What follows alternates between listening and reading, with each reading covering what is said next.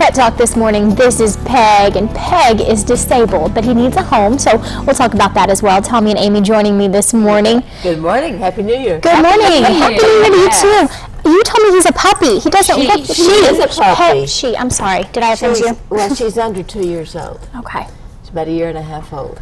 You're big. And we need to keep her her weight down because this is a champion bred, purebred dog who was born, if people have been around long enough to remember the thalidomide babies, this is your thalidomide dog. That was not the reason, but she was born with 3 sound legs and a flipper. See, she's missing this one right here. Yeah, when she was up, she had it up a while ago. You're going to try to stand up? That's all she's known.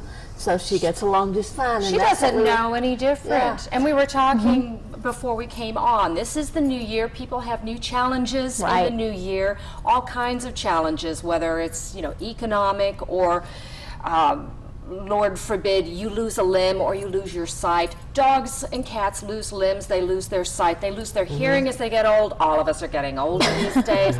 We compensate. There are ways to manage. And Peg doesn't know any difference. This is a happy dog. It's she's going to have a long, happy life. She had a home initially before she was offered to be rehomed.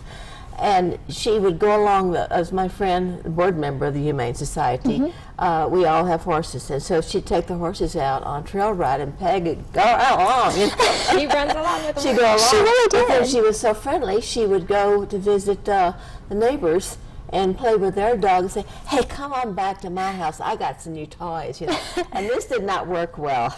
I can imagine. From a baby relation, so that's why she's offered. But she can climb and everything. You have to actually climb to get up onto this part of the set. And you had no problems, did you? Sometimes you got to kind of give her a little boost in the rear. But now, of course, a dog that is not born this way is going to need a little bit of time to learn how to compensate. And so you're going to want, and of course if something like that happens, you talk with your veterinarian about medications and things that you can do to be safe around the house. If you have a blind pet, perhaps set up some baby gates at dangerous places, like you would think of a child. Stairs.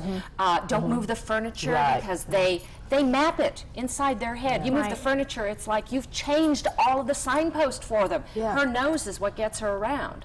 So our dogs that are deaf, you can teach them obedience by signing. Really? Their body language, and they learn. Absolutely. Well, my dog, who is not deaf, actually, he's very noisy, and he's not deaf.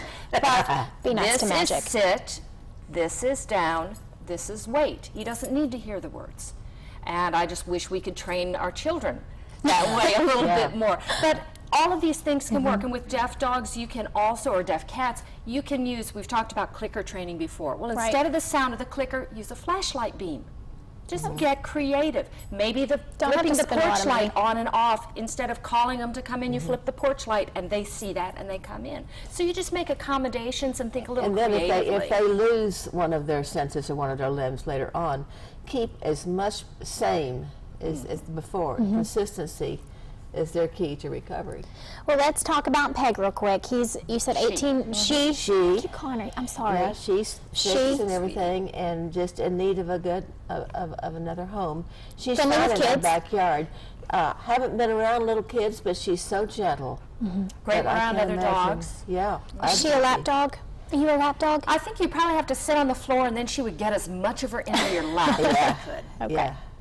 All right, well, if you would like to adopt Peg, like we said, she is up for adoption. Just contact Tommy at the number there on your screen. Right, and I won't be home until early this afternoon, but I do have the recorder that can take calls. So she does have other things to do this morning, but if you would like to do it, you can call that number. Someone else will pick up the phone and answer your questions. Thank you so much. We do appreciate it. Thank you. Thank you, Peg, for being so well behaved. Oh, yes.